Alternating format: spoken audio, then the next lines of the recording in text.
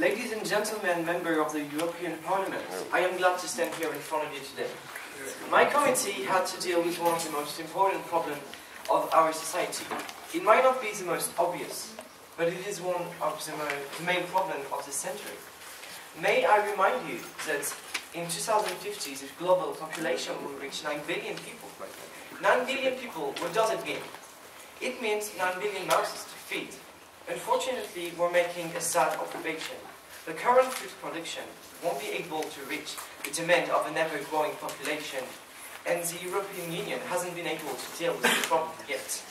Hence, we have studied that food production could be divided into two main categories: GMO, genetically modified organism techniques, and non-GMO techniques.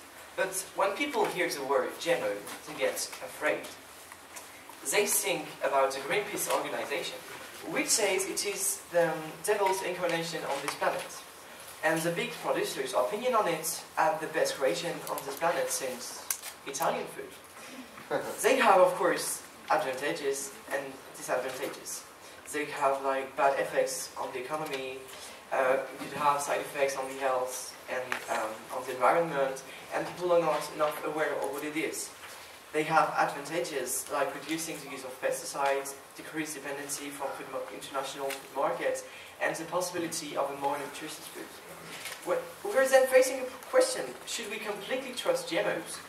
And how could we optimize their use?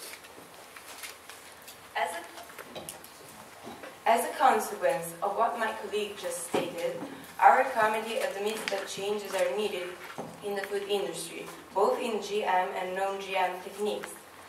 One of our main ideas was to designate a completely new organism called the ECGMO, which stands for European Committee on Genetically Modified Organisms. This organism will be in charge of taking care of issues concerning GM crops. This corporation is divided into three main bodies.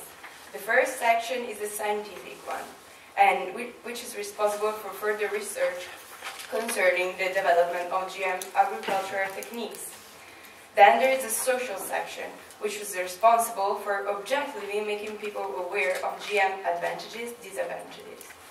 At last, the operative section will be responsible for controlling production, safety, and labeling. The second key point of our program is to encourage new enterprises to develop GM crops in Europe, but at the same time, our program promotes the traditional agricultural techniques.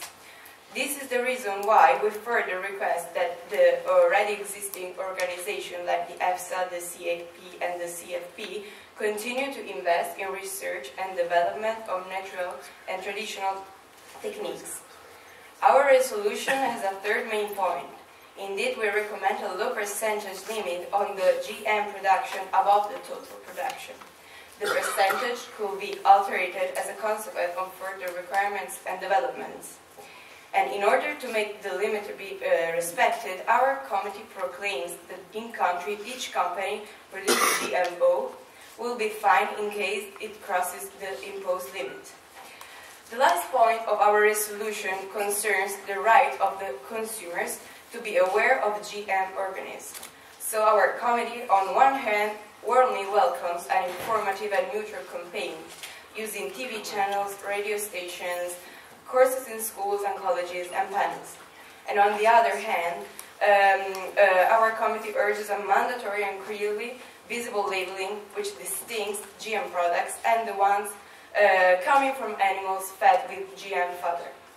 Finally, our committee further reminds countries that they are free to choose whether to produce GMO or not. And we thought also to create a new labeling, and now we'll show you some ideas we have. Thank you.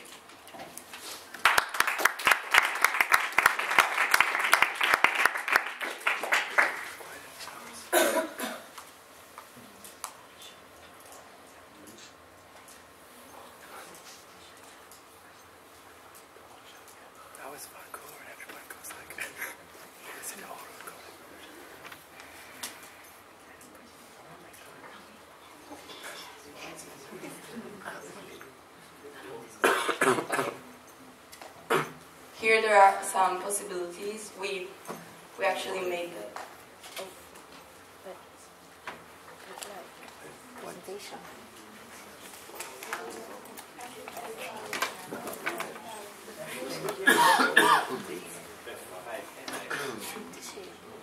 That was really good.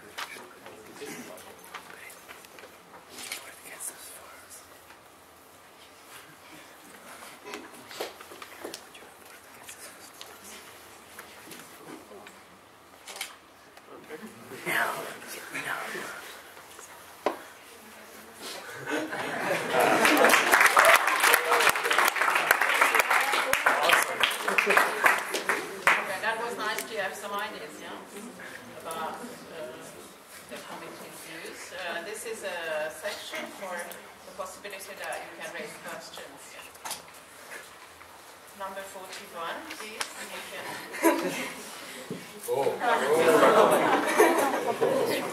So, in your resolution,